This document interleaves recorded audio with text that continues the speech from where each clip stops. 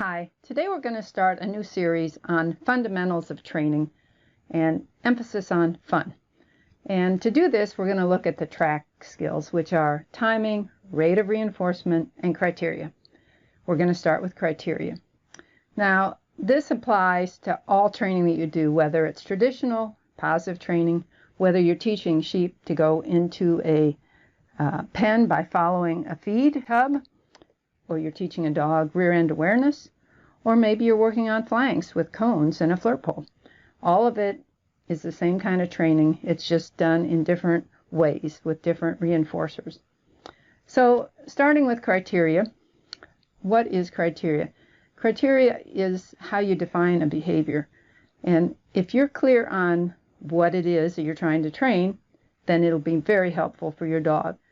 And to know if I'm clear, what I like to do is define my criteria in one sentence. That makes it very clear to me, and then hopefully I can make that clear to my dog.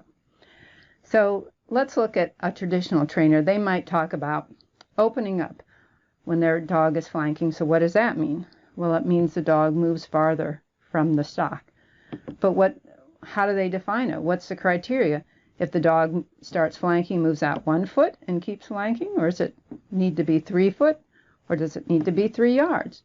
Well, they don't often define it like that. They just say, oh, I want the dog to open up and move away from the stock. And then they kind of see what the dog does, and if they're happy, they let the dog continue. If not, they'll ask them out again to move farther. But they don't really have in their mind, what they want as far as how far. But we need to know that. We need to know when we ask our dog out, do we want 3 feet? 3 yards?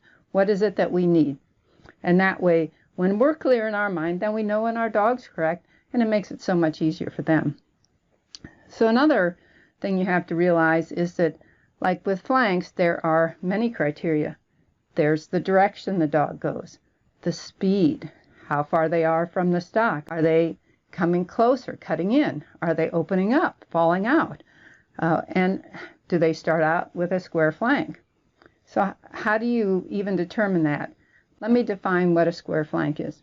When the dog starts to flank, they don't step towards the stock, they shift their weight back, and then they show you their shoulder.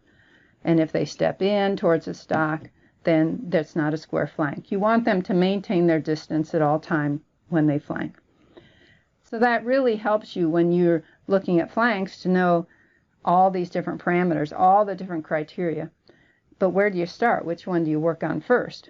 Well, I like to think of it, first, the dog has to know which direction they're going. So direction is the first parameter that I work on and train.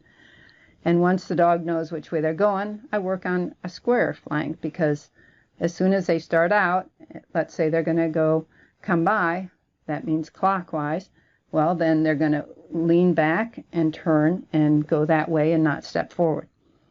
The next thing is, well, what distance are they going to go from the stock? Well, if they're going away, usually you want the dog to maintain their distance. So if they start here, you want them to keep that distance.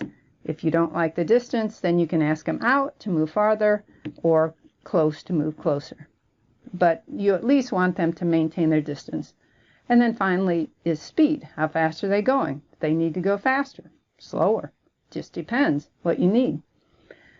But what you need to know is that you only work on one of those parameters at a time, because if your dog is going too fast and slicing in, you can't fix both of them at once. It's going to be too confusing to the dog and too confusing to you, because if they slow down but they slice in, are they correct? But if they don't slice in but they don't slow down, are they correct? So that's why you need to work on one parameter, one criterion at a time, because that's the only way that you can really help your dog know when they're correct. So the main thing is to remember, train one criterion at a time and have it defined in one sentence. And if it's clear to you, that's going to help your dog a lot, because if it's not clear to you, you can't train it for them. So next time we're going to talk about timing and the importance of timing. So please tell your friends and spread the herd.